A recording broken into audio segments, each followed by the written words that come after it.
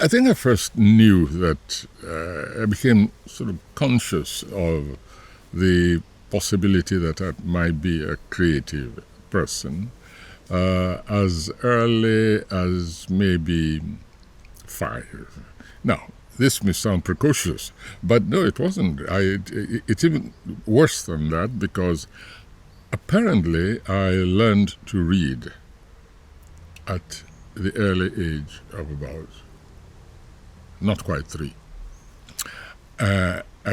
My parents and of course my uncles and siblings told me that I was just fascinated by the printed word, and I began clutching and getting papers, documents, anywhere found, snatching them from others, and I compelled the adults to teach me how to read very early, and I insisted on going to school with my elder sister, who was by then about 4.5, when I was about 3.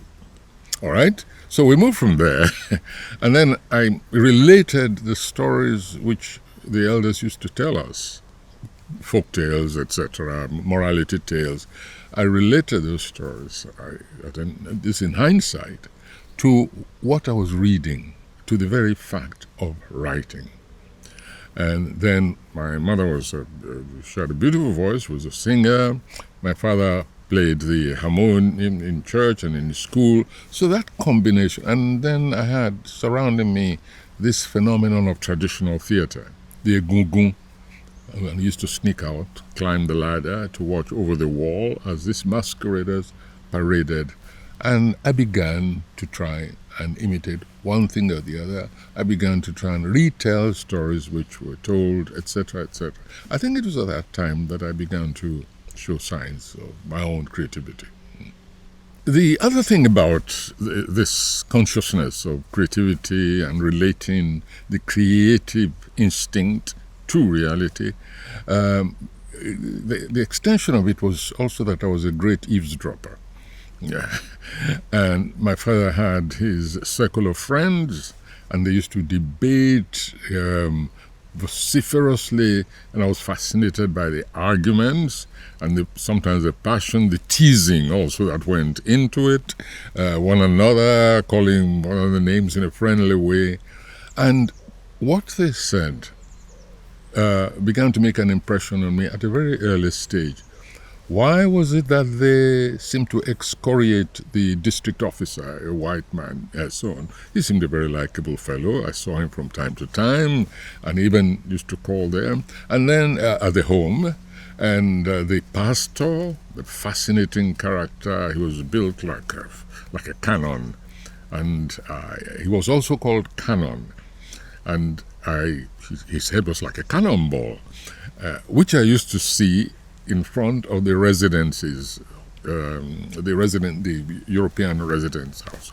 So there was this mixture of images, of tactile experiences with the thought processes, which seem to connect all of them. I mean, not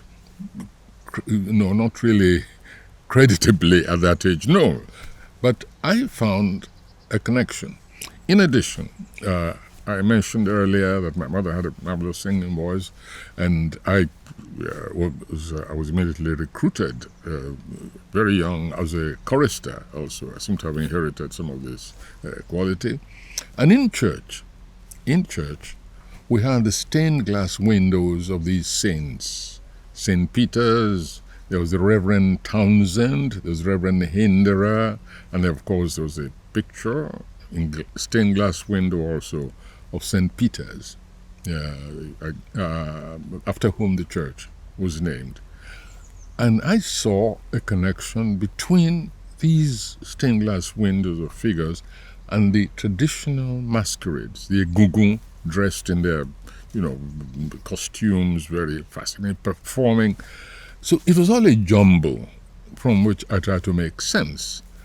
And in the debates of my father and his friends, for instance, as I said, this was connected with the politics of the society. As if that was not enough, my mother became also involved in the politics of women in that same town. in which, led by my aunt, Mrs. Ransom Kuti, they chased off the oppressive monarch. And I became, very young, a courier passing messages between the various groups. So it was all huge theater, exciting. I enjoyed the conspiracy. I enjoyed passing through under the legs of the police, native administration police, going to deliver messages on the other side, which they were trying to prevent. Young as I was, I enjoyed it, and also it made some kind of sense out of it. This turmoil spoke to what we were, our history, and also a discontent with what existed at the time. And so creativity, the image emergence with the literary pronouncements, with the music, the use, for instance, of traditional musical melodies for Christian lyrics, some which fitted, some which sounded off, because we have a tonal language. I became very conscious of the fact that just some of these European expressions just didn't fit the traditional melodies, which already had their own language, the language with their melodies. So I grew up, in short, in a real mish-mash, a potpourri, bouillabaisse, if you like, of images, sounds, textures, everything you can imagine. The women's revolt was very, very formative, my political and theatrical thinking. What happened was that first of all, the Europeans, the British overlords, levied taxes. In fact, that was part of the thing. They levied taxes on farm produce, on even crafts. They levied taxes on everything. But traditionally, women were exempted from those forms of taxes. They might pay a little something to their guild. Let's say they were groundnut producers or kola producers or maize producers. They might pay, a levy to their guild. But now came not only the colonial master, not satisfied with taxing their husbands, and the working men and so on, joined hands with some of these levies, by the way, used to go before to the traditional ruler, right? So now you had this was now compounded by the foreign levy. And the traditional ruler, again, I want to be as fair as possible, seemed to be perceived to take advantage of the colonial levy to further oppress the women.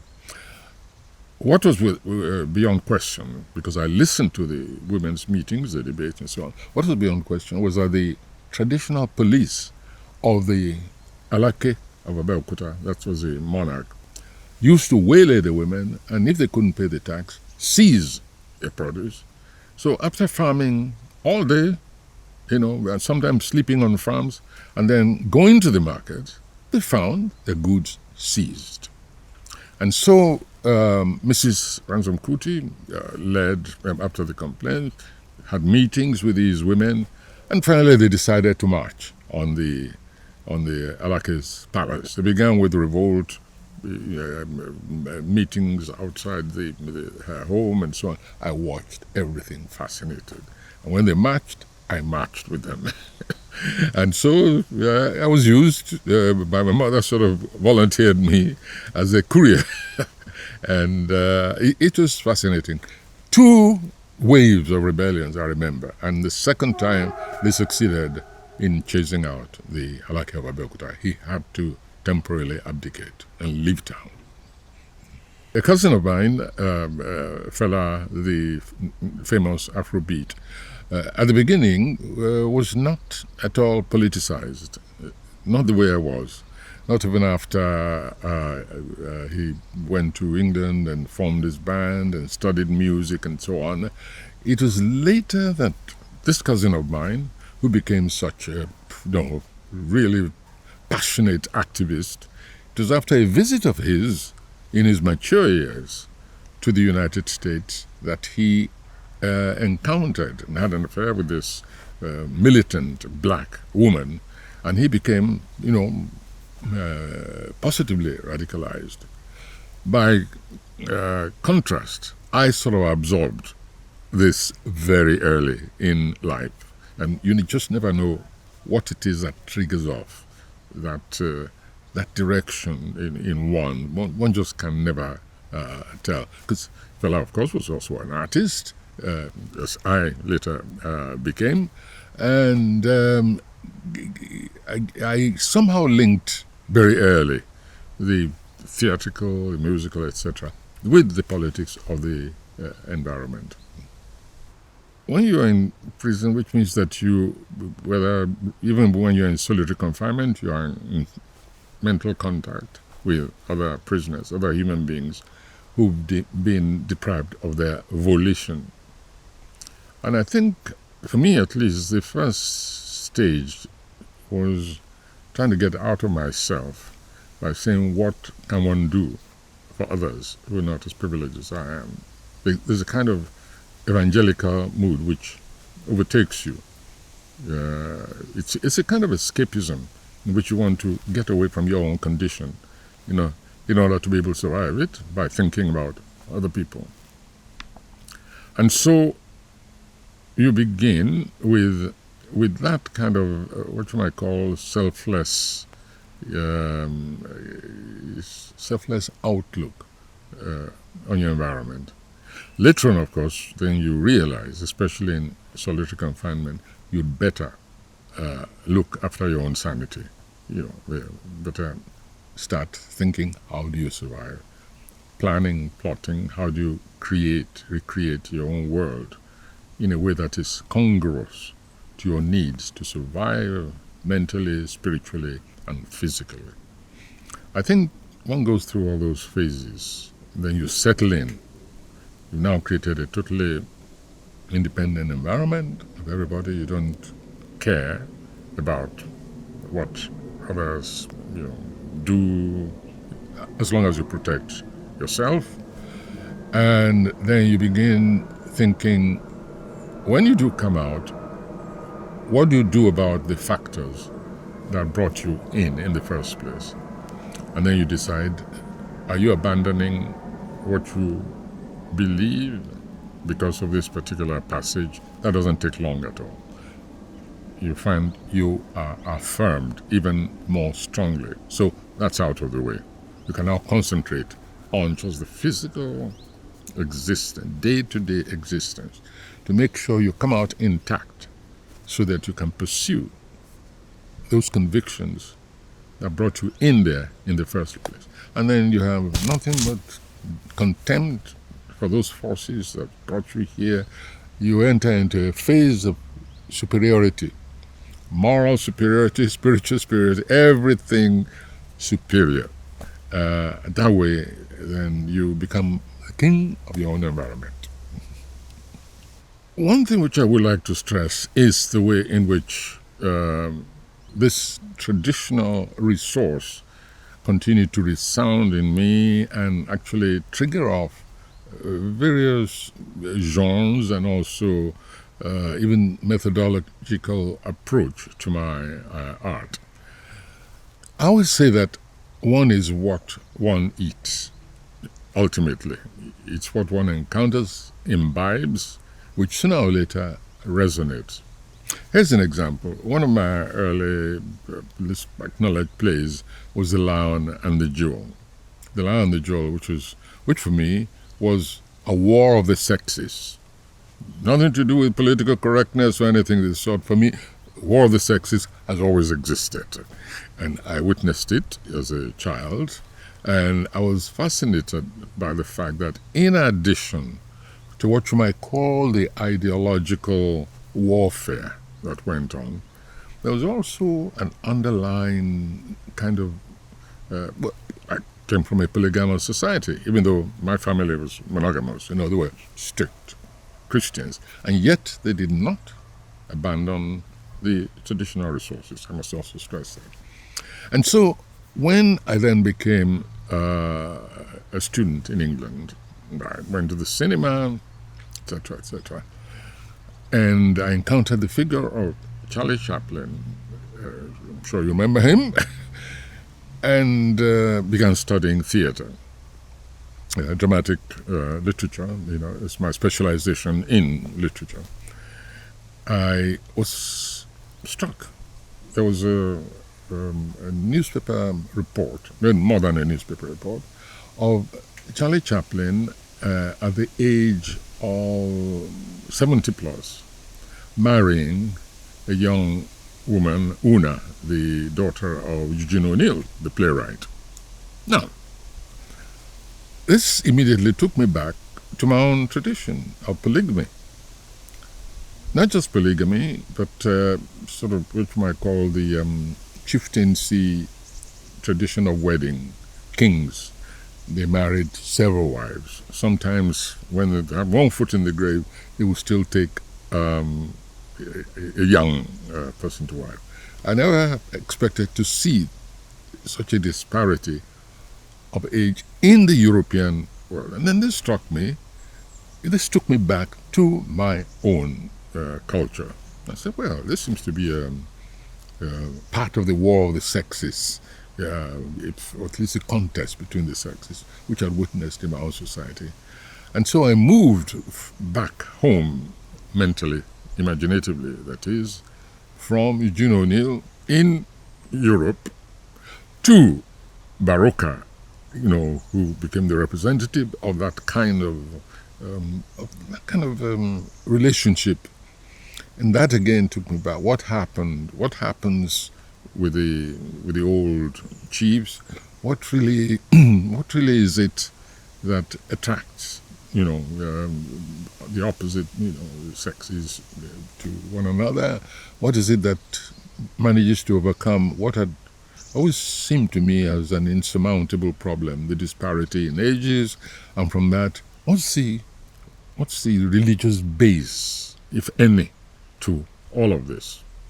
I was also lucky that I had a professor who was a medievalist, Professor Bonamy Dobre, who was quote unquote a pagan, who not only studied all these figurines, the misericords in churches, but related them to the pagan past of the European world, which still exists in countries like the Nordic countries, all the deities.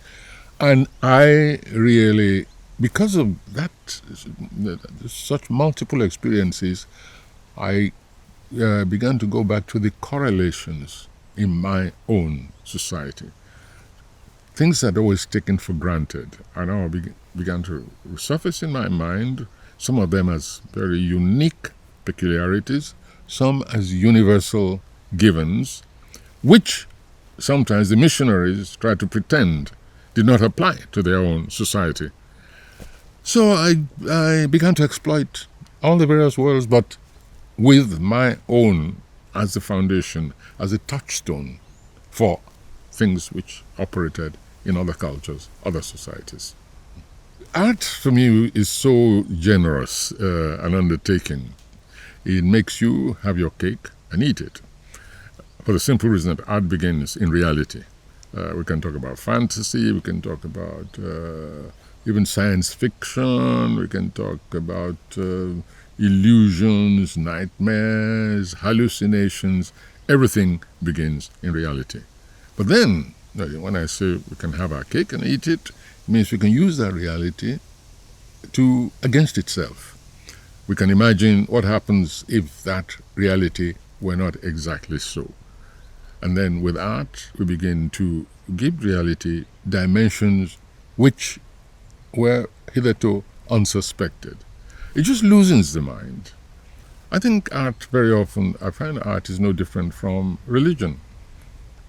With religion, you ask questions about to say what exists beyond the surface. And in this case, beyond the human mind, beyond the human sensibilities, what exists beyond it. And it's the same thing with relation to a tree. What exists beyond the tree? And so one posits for that tree new existences, new realities, And you can use the same methodology, the same approach to the conduct of human beings, especially when it comes to power. What is it about that individual that makes that individual think that he or she has the right of control over other beings? This is how we segue from art to the politics of existence. When I was studying theater in Leeds, for instance, I'd never heard of Japanese theater. And I was in the library one day, in Brotherton Library. I remember I always read outside the curriculum. Japanese theater was not on the curriculum. And I saw, going through the library, I saw Japanese no theater, N-O. I said, who's this joker? And if there's no theater, why are you writing about it? It was as basic as that. And so I took it down. And I remember standing, while I was standing, I finished the first play that I read, because there was such similarity between that theater and Yoruba theater. The use not only of the other world, other levels of being, of consciousness, the coming back of human beings to interact and relive their past and exorcise. That is very common in traditional Yoruba theater. By the time you start analyzing, other forms of theater, take Sean Casey, for instance, one of my favorite theaters also.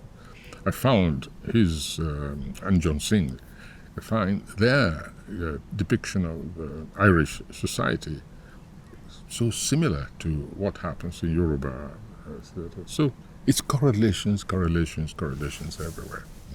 In Yoruba cosmology, the belief is that there are three spheres of existence: the world of the living, the world of the ancestor, and the world of the unborn. And that the ceremonies, there's a ritual of transition from one sphere of existence to another, which for me makes sense. And in some of my essays, I've written about what I call the chthonic realm, that what the tragic theater understands the chthonic realm is parallel to what I have called the zone of transition between those worlds. And so this belief enables the Yoruba to cope with the, if you like, undesirable element, aspect of permanent unconsciousness. And that it's not really extinction. It has nothing to do with the theology of resurrection. No, it's not that. It's just simply a passage from one realm to the other. And it is at the base of this that we find, within this that we find the understandable roots of the tragic form itself, which is one of disintegration and recomposition of the human, of the existential essence. So it's a zone, and for me this is also the area of mythology. This is where mythology takes its being, its strength, its ramifications, its propensity for multiple forms of exploitation. And as a mythologist, that zone becomes very important to me.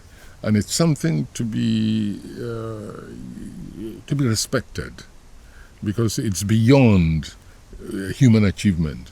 You can build your atomic bombs, you can build your space rockets, etc., but you cannot replicate the essence of transition from one zone of being to the other. It's this numinous area where we find the images of imagination. This applies also to the arts, applies also to music, in my view, and it applies just to the greatest works of art. And when any effort is made to desecrate, especially to manipulate it for material ends, for petty quarrels, it seems to me that humanity itself is betrayed. That's really, I think, why I keep returning to that in several of my works.